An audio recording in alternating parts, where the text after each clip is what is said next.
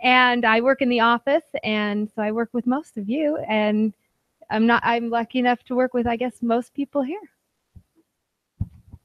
Craig Christensen. I also know most of you in this room, and work in the office, and excited to be here. I like Anatomy of Peace, so this will be a fun one to talk about. My name is Matt Chang. Working at New Skin. Been there for quite a while, but great client, and lots of fun projects to work on. I know most of you, but not by name, so I apologize if I look like. Hi, Craig. How you doing? So I apologize if I stare blankly and try to remember the name, and then all of a sudden it clicks. But yeah. All right, I'm Brian. I'm a professional river guide. I don't know why these guys invited me to be here today. So, no, I know all you guys. All right.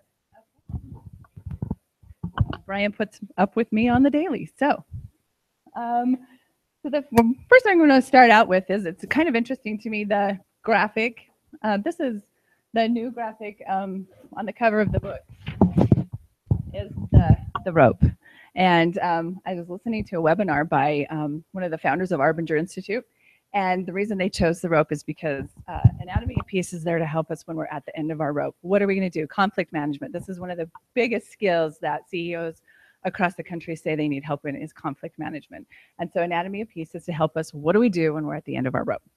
So we're going to go ahead and start with, first of all, STG and the Anatomy of Peace. So how did the Anatomy of Peace, that's okay, come to play such an important part in our company value? Who knows what our company value is? Do the right thing and treat. Right, not objects. Okay, so I'm going to throw this out to the panel.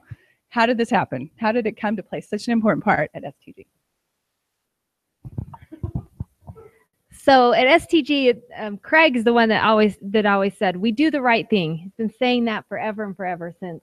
When did you start? When I was 12. 1999. We've been saying, do the right thing. Jeff, did you say do the right thing before Craig? So it's always believed it, do the right thing. And but sometimes it's like, well, what is the right thing? It's not as easy to know what. Sometimes it's very clear, and other times it's harder to know what the right thing to do is. And in 2011, I looked up the date, we had a training on the Anatomy of Peace. The book was presented to us by somebody who worked here, who was a trainer for the Arbinger Institute. And we were like, oh, okay, we'll help him out and let him do this training. And he did the training, and it was a great training. And we read the book, and we realized this is a great tool for us in how to know how to do the right thing when it isn't as clear as what the right thing to do. And so if you see people as people and not as objects, you're going to do the right thing. And that's how it became integrated with our value of do the right thing. Okay, I've been here 7 months, and I can see that this is a great company that does the right thing and treats people like people. And that's why I'm so happy to be here. And it's nice to look out and see friendly faces. Everybody's so nice. So, okay. Anatomy of Peace, kind of a big deal around here. And the biggest thing is treating people like people. So what does it mean to you to treat people like people? And maybe give us an example or two. Anybody on our illustrious panel? So for the treating people like people and not objects, for me, one takeaway I had on that concept is, so I am not in the office. I am out at the client site. And as a contractor, sometimes you can feel the division of consultants versus full-time employees. And sometimes you can either be on the giving end or on the receiving end of feeling like you are put in one of those categories. You are, oh, well, consultants, blah, blah, blah. Or, well, you can't have that because you are a consultant. And having that sense of being aware of how that feels on when you're receiving it, so that you also don't give that same sort of behavior back. And that way, if you want to be treated like a person, treating them like people as well. And from that, getting probably to later parts of the discussion, but from the pyramid in there, really working on your relationships with people at the client site is a really great way to keep that people relationship going and not feeling like the outsider of just being the object of a contractor. So as far as being in QA, back when I started in QA years and years ago, the QA industry or the QA engineers have always been seen as some organizations seen as a second-class citizen, meaning that you don't sit on the same level as devs, you're not as cool as the devs, you're not producing stuff as devs, so you're always trying to justify your cause in existence. So you're kind of seen as an object of, we really don't need you. We can get rid of objects anytime we want to. We can't get rid of good resources. So not being seen as a good resource, it kind of hurts, but it also makes you figure out ways to break that barrier, to help others see that you're there equally as a engineer on the team rather than just somebody to throw stuff at. Okay, so when you think of people as an object versus when you think of them as a person, it really influences on how you deal with them. So I'll give you an example. I have a daughter that I love dearly, despite all her efforts. She's challenging for me, and as we were going through Anatomy of Peace, and I was reading through there was actually an example where it talked about, you know, a child there, and I thought, oh my goodness, this is me and Jessica. We struggle, and I go in the box with her in a heartbeat. I live in that box when I'm with her, and the way I would interact with her made our relationship bad, and we got into fights, and it just didn't go well. And after reading the book and thinking about it a little bit, I thought, okay, it doesn't mean you turn a blind eye and you don't deal with the situation, but how I see her, when I started to see her as a person, someone who had feelings, I didn't make her an object, which is crazy, right? She's my kid. So out of anybody, I should be the one that loves her and sees her differently, but that's how I was seeing her. And it changed how we started to interact. And I decided I wanted to have a relationship with her. And so I started to see her as a person. It made things go better. It made our conversations go better. Did we still have the things to deal with? We did. I think one of my sayings to her was, I love you, honey, and if you decide not to go to school, I'll visit you at the McDonald's drive-up window, right? So it's your choice, but it changed how I dealt with things. I was able to talk to her about things. So like I said, we all go into the box. We all see people as objects at times. So you need to realize that so you don't feel guilty about it. But it does affect how you interact with people. I just think it's the name Jessica. That's all. It's the. I always tell people I have 2 great kids and a third. And this is, as you alluded to, Melissa, jumping ahead a little bit. I've oftentimes noticed if I'm struggling with either giving feedback to somebody or a difficult situation with somebody, it's generally because I don't have a great relationship with that person. And if I don't have a great relationship with that person, it's also that I'm probably seeing them as an object and not as a person. If I have gone through and spent the time to either see things from their perspective or understand, who they are a little bit better, it makes that conversation go much differently. The same message can still be delivered. It just makes the conversation easier for both sides to absorb and go through. So.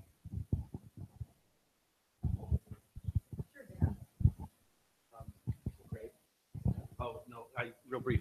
So Craig, how it's clearly easy to see when you're in your box with your daughter and you're seeing her as an object at that point. How do you recognize those subtle things where you're not, where you recognize you're seeing someone as an object instead of a person? Those small little subtle situations.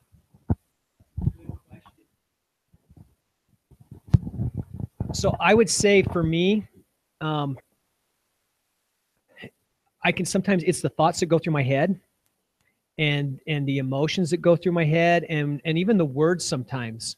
And if I get into things where you're always this way, global statements and things like that, I find that's when I see that I'm starting to get in the box. Another thing that has helped us a lot since we've all gone through this book. Sometimes we'll say, hey, it seems like you might be in the box. Okay. Or other times we'll walk in and say, I know I'm in the box. So please take what I'm saying with a grain of salt. Help me get me out of the box. And that recognition helps a lot. I actually had my wife read this book, and she helps me to kind of identify, hey, you're being that way a little bit. So I don't know if that.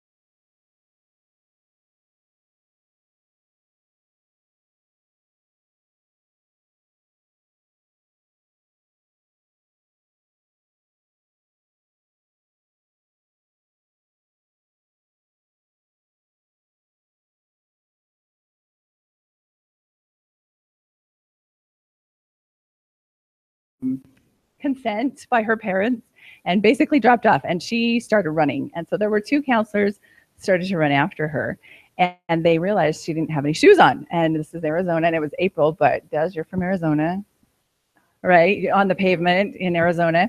And so she's running and her feet are getting bloody, and it's got to be hot.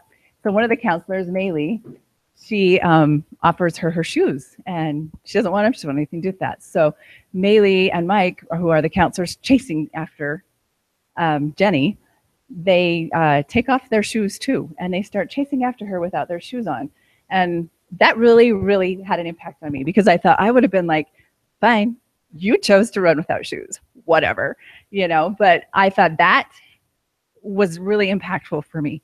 And I have 5 children, and one who's currently struggling in school, and a couple, but one in particular that I'm going to share with you. And he's in this ASL, American Sign Language class, for the first time. And he is a child who has a hard time kind of paying attention anyway. He's a He's a wanderer. And they don't talk in ASL. And so this is really, really difficult for him. And so I have just been nagging and yelling and get your homework done. Come on, it's not that hard. And I started reading that. I thought, take off your shoes. Take off your shoes. And so I realized for him and for me in that situation, I've started watching the videos of his teacher and I am learning ASL with him because that's more impactful when I can sit down and help him. I've taken off my shoes to help him and it takes a lot more time and a lot more effort, but it's working. And so I wanted to get your guys' opinions and ideas on situations where you've seen others take off their shoes or when it's worked for you and what kind of that means to you.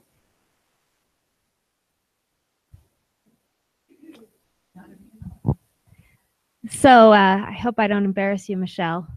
She left. Oh, no, you're right there. One of the examples I've learned a lot from Michelle is I feel like she does that a lot. I've seen times where she's the first to say, hey, we're short covered on the front desk. I'll stay late and make sure that we get that covered. Or when there's a problem and something needs to be resolved, she's in there helping fix the problem at the same time. And it's not a, how'd you guys let this happen? It's, okay, let's fix this. Let's find a solution. And I feel like that's a great example of how, an example of that. So I have a couple of different things for taking off shoes. One is at the client site, a lot of times you'll have stressful work schedule and you may be the one asking, or you might be asked, hey, will people come in on your day off? We need to get this done by this time frame. Especially if you're the one asking for people to come in, making sure that you come in as well, that you're there with the team, you're there for the same hours as them and overlapping. It's part of being a good teammate, but it's also part of taking off your shoes. Sometimes it's the things that don't have anything to do with your job, like helping to clean out the refrigerator every so often, and some of the things that just need to happen in a workplace that aren't really your job per se, but they affect everyone because everyone likes to put their food in the fridge. And then for a STG one, this year I've become one of the Java practice leads.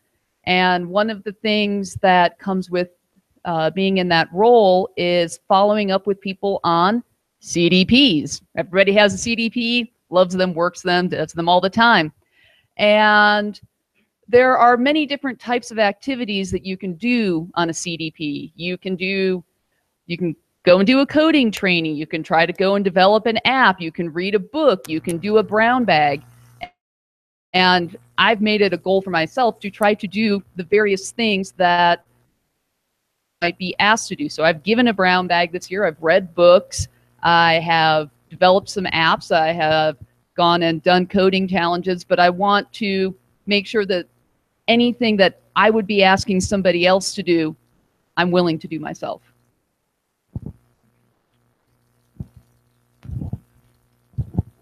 Just to continue with that theme, I made it a personal goal years ago to never ask somebody a question in a tech interview, something that I haven't had to do myself.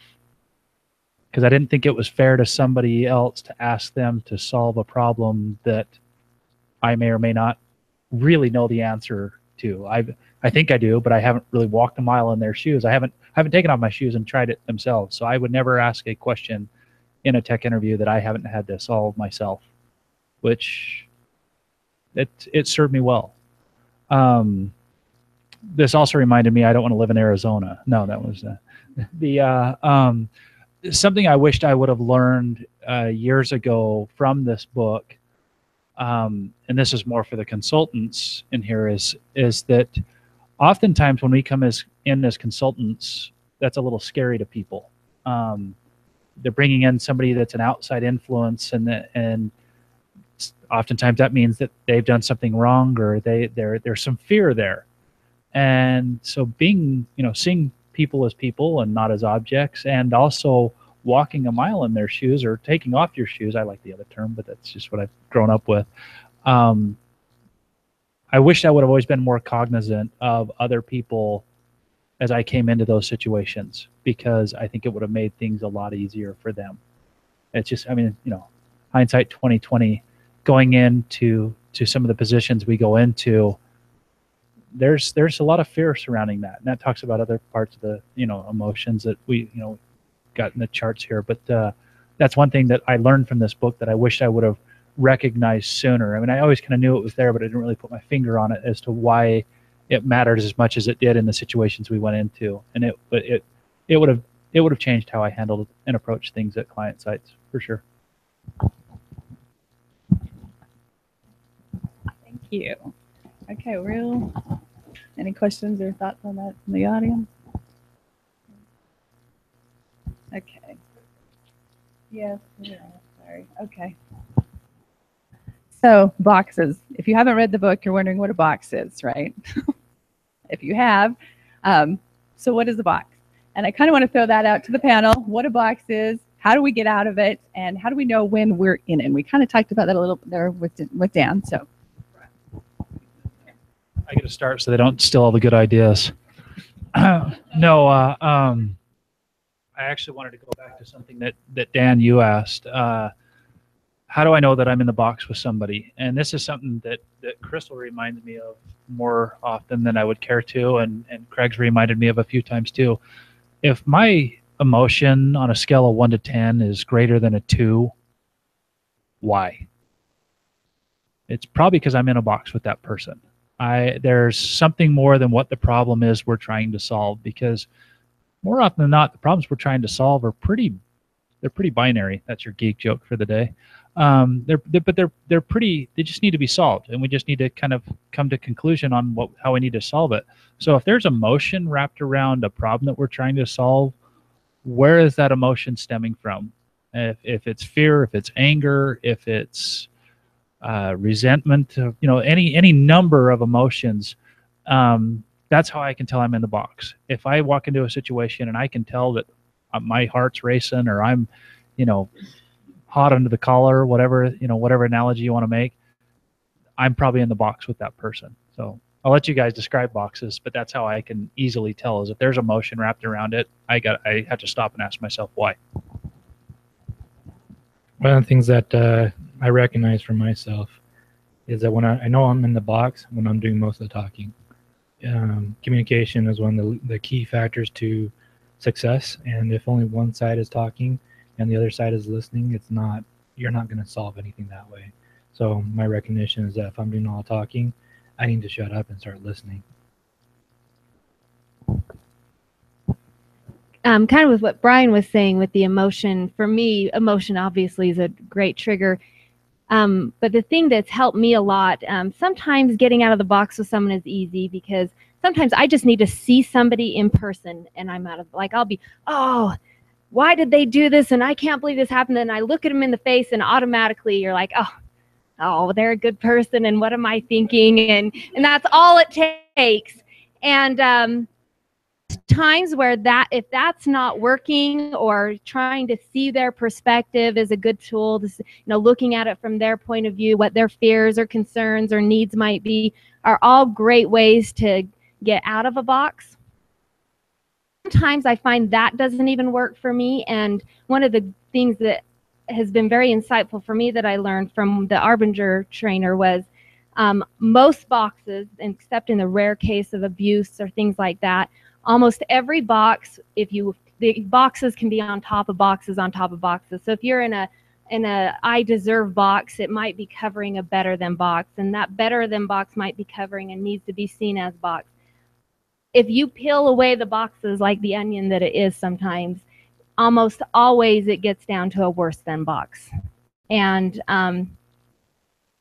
if I'm not able to get out of a box by trying to understand the other person's point of view, I realize this is because I'm feeling insecure about something, or I'm nervous about how I'm feeling, and I have to really, and that's the hardest thing to do, I think, sometimes, is to peel it back and say, why am I feeling this way, and how much of this emotion is about me and has nothing to do with this person that I've now put in a box. And that, hard to do, but is the most effective for me. Jerry.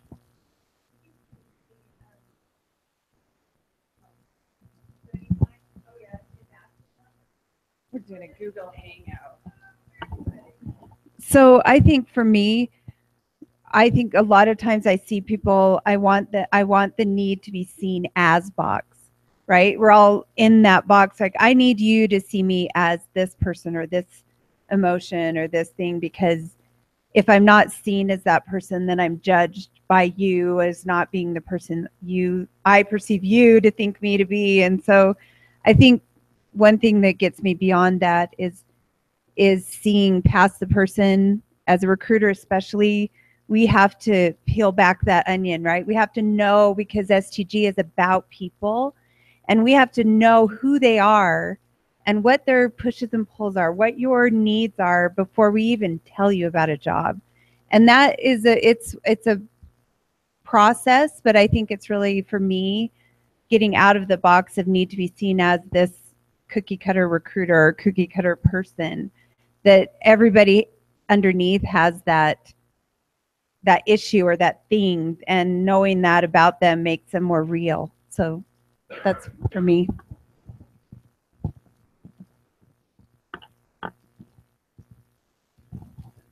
So I'm going to follow up on what Brian was saying about emotion. And for me, one of my things, I'm not sure which box it falls in. I did not go to the Arbinger Institute training. I have just read the book. But for me, a very big trigger point in life is fairness. And are people being treated fairly? And I count as people, so am I being treated as fairly? Because, you know, I'm a person, so I'm selfish. So that's the first one I'm going to be curious about. And I found it interesting that when I was reading this book, it was a great timing for me, because I'm not going to say I have the next door neighbor from hell, but I have a next door neighbor from hell. And I did a home remodel, and he did horrible, horrible things, which is a whole nother story, which is what I'm not here for. But when I was reading this book, I had the opportunity that if I wanted to escalate the war, I could totally have gotten revenge on him, as he decided to start up a project with no permit across the property line. And so I found it a very interesting time to work on the box. And I don't know if this is a me trait or a person trait or a developer trait, but I have a mind that obsesses. And I personally think it makes me an amazing developer, because I will not let a problem go until I solve it. And I can try to fall asleep, and if I'm really, really working on an interesting problem, I can't let it go. And this is not an Arbinger Institute approved thing. This is just my takeaway from reading the book and how me and my mind works. Since I obsess, I will go and try to channel the fact that my mind will fixate on something and obsess. I try to push myself to something else. So instead of obsessing about my next door neighbor from hell, I picked up during this time a healthy, I'll call it healthy obsession, of picking up, oversharing moment, vintage Singer sewing machines prior to 1950. I don't even sew, but they're really cool and beautiful machines. I learned how to rewire the foot pedals. I learned how to take them apart and clean them, and take machines that don't even work and get them running again, and did that on many a day off of my 410s. So for me, taking my obsessiveness and putting it somewhere else worked wonders.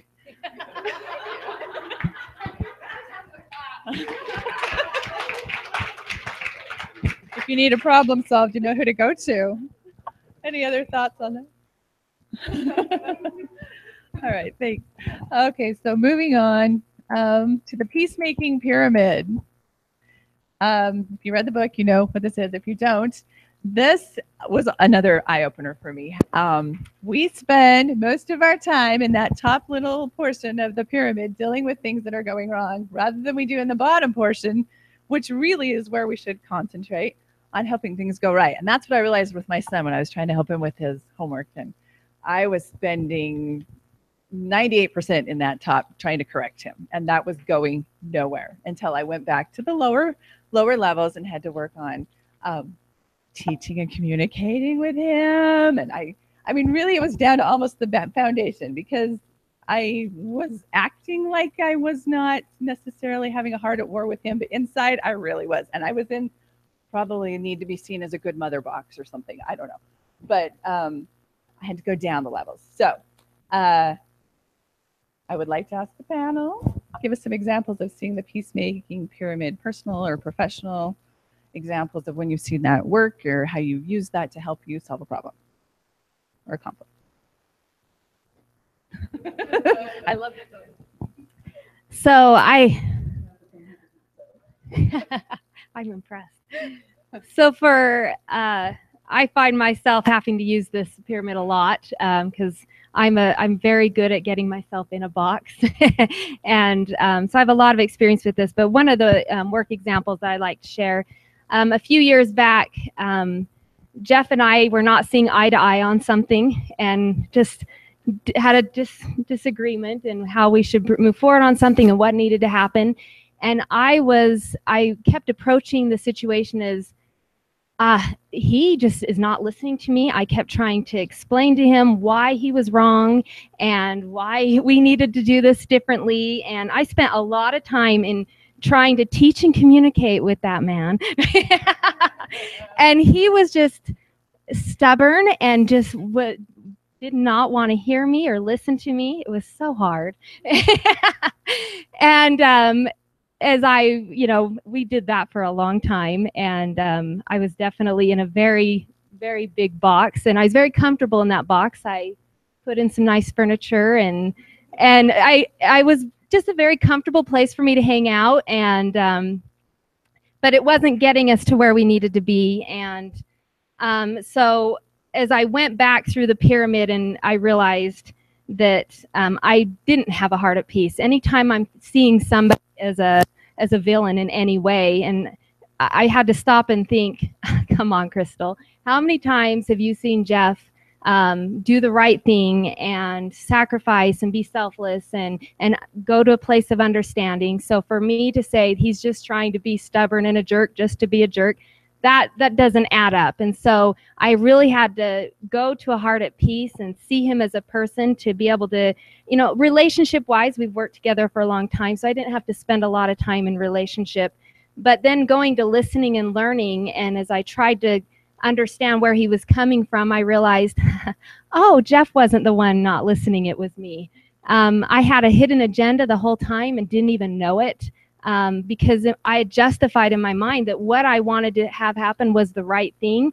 And so the approach I was taking to convince him that it was the right thing was justified and okay to approach it that way. And it wasn't. I needed to take the time to listen and understand where he was coming from and why he was coming from that, and learn. And in doing that, the communication opened up, and I was able to see where he was coming from and understand where his concerns were, and we ended up compromising in a much better way, and I felt very good and at peace with the decision we made and how we move forward. And I would like to say that I learned from that, and that now we communicate well all the time, and and we do communicate well most of the time, but whenever it becomes a crucial point where it's easy to fall back into that fearful place, and but it's a lot easier now to recognize, okay, I'm not listening, I'm not seeing him as a person, and changing that, and it makes the being able to move forward and have things go the right way and do the right thing so much easier. This triangle here is the exact opposite of how I live my life every single day, especially in QA, because the first thing we're trying to do is trying to correct the software. We're trying to find vulnerabilities, broken things in software, so we can correct it. The next thing we do is we try to teach and communicate to developers of, okay, this is where your application is wrong.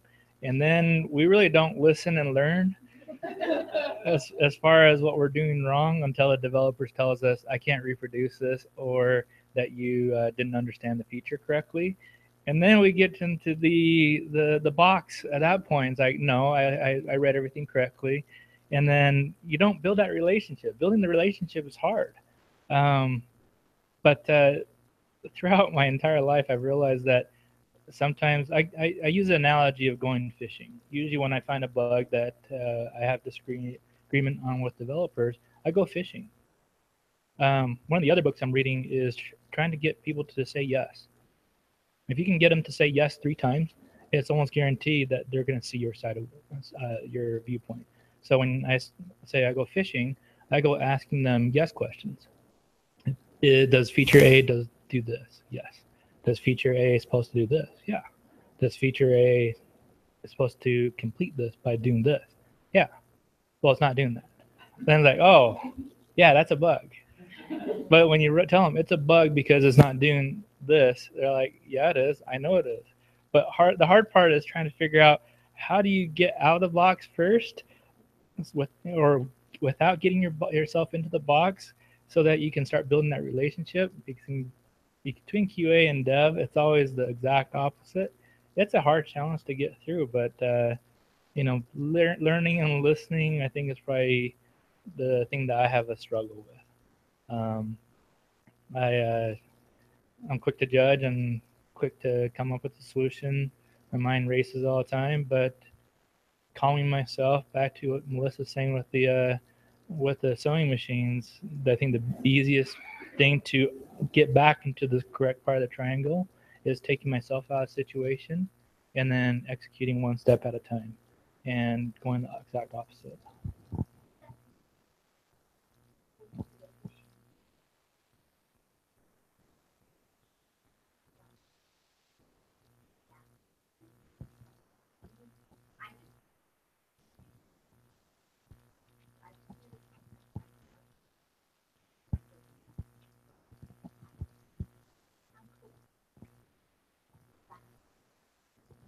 So the question is, the way going fishing, is that brushing the things aside or trying to? Right.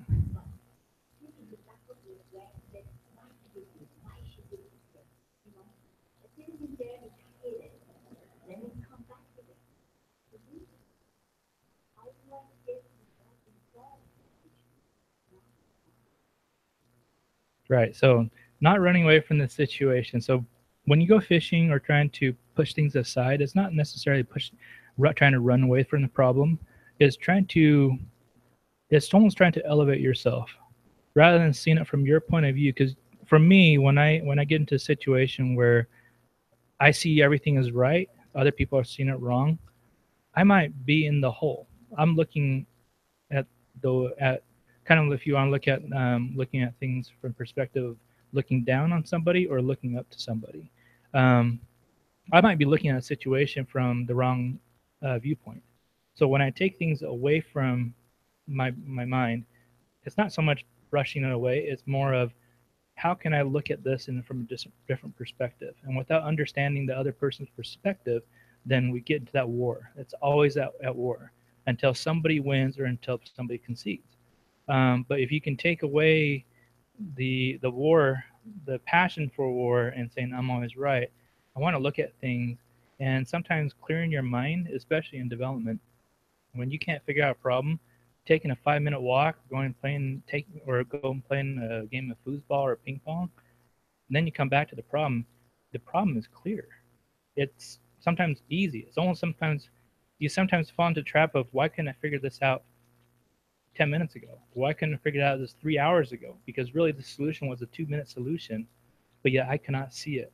So I think for me, it's always identifying, if I can, the faster I can identify myself as being inside of a hole or looking at it from wrong perspective, the quicker I can remove myself out of that situation, the quicker I can identify things that can not so much convince other people, but for other people to see eye to eye on a problem that we're trying to solve.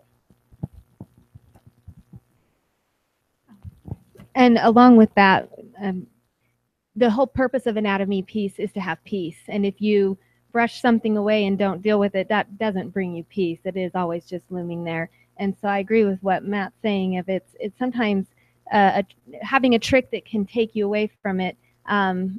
I think it was the Crucial Conversations book where it talks about your reptilian brain and how your first emotion as humans. Our first reaction when something's heated or crucial for us is a fight or flight. And if you take a minute and breathe and step away, ask yourself a question, your logical brain's going to kick in. And that's where you can start using that pyramid. You're not going to go straight to that pyramid when fight or flight's happening. You're going to fight or take off, and that isn't going to lead to peace for you. You know, it's taking the time to stop and go, okay, am I in a box, and walking through that pyramid. So it's more of like what Matt said, taking a moment to get out of that reptilian brain. And since I'm the one who mentioned the sewing machines, I will just follow up on that. So for me, the reason why that works is it gets me out of the box that I cannot affect. If I am just in my mind going through every real and perceived slight or any revenge fantasy and just stay in this place of running everything over in my mind, nothing can actually come out of it. It just is a loop that keeps playing, and I can't stop the loop. So in my mind, what I have found to work for me is to focus my mind on something else. And if I channel my mind to a different obsession point, that will take on, and my mind will obsess there.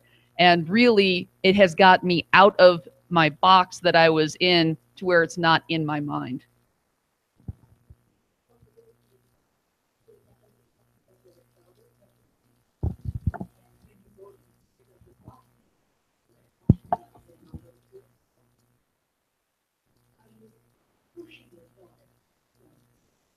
Oh, absolutely. Yeah, I throw her right in it, you know. It's a literal dog kennel. Yeah. I had to take the door off of her box though because she locked me out. But you know, it's interesting because I think about this. I'm a problem solver. I mean, I worked in development. A lot of us here were problem solvers, right? And I have a really bad habit of going, you just said what the deal is. Let me tell you what we need to do. Like, let's solve the problem. And mine comes more from actually wanting to help. But I do some things that's kind of bad. I don't validate as well as I ought to. I don't. So people, do they feel like, am I listening to them? You know, and if you don't feel like you're being listened to, and I start telling you thoughts and ideas of what to do, then if you don't feel like you've been heard, then that can put you in the box, right? Like, Craig's not listening to me. He's not, you know, he doesn't hear what I'm saying. He's just telling me what to do. And now they're in the box. And if I'm in the box, like my daughter or anybody where you're emotional and you're in that box, it says, you know, the first thing, get out of that box. Well, if I'm not out of the box, you're going to sense that. And then that's going to be more likely to throw you in the box. And then the relationship for me is huge. You think about people where you have a relationship with them.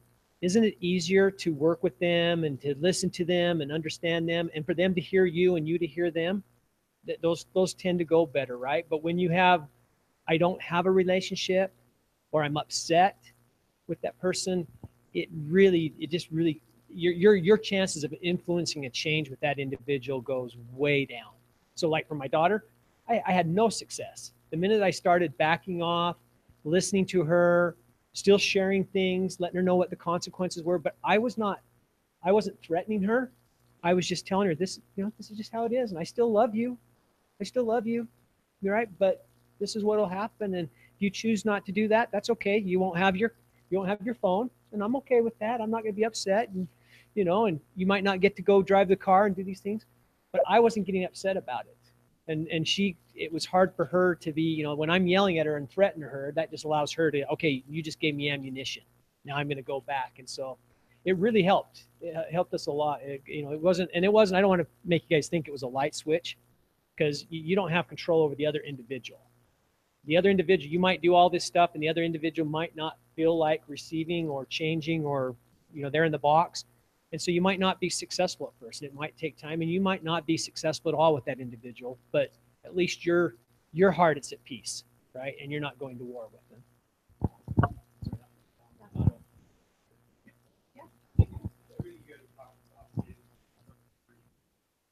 Your effectiveness at each level depends on the deepest level, which is your way of being. And what Melissa's talking about, what everyone's talking about, you get out of that, then you can start to build a relationship with others. You can start to listen and learn. If you're trying to listen and learn and you're still in the box, it doesn't go anywhere. If you're trying to build a relationship and you still hate the person, you're not going to build a relationship. So that number 3 is kind of what you guys are all talking about, is that effectiveness at each level depends on your deepest level. And you have to get out of that to be able to do those other ones.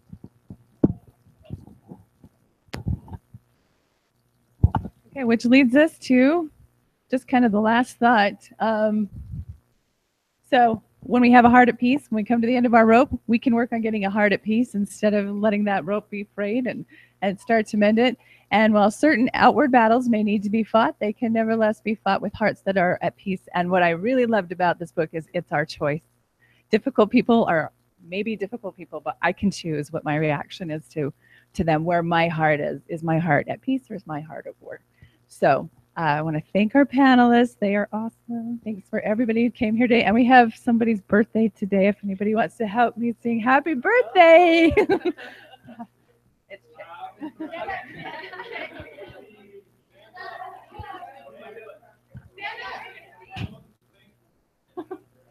Okay. Happy birthday to you. Happy birthday to you. Happy birthday, dear Chick. And Ron yesterday, happy birthday to you.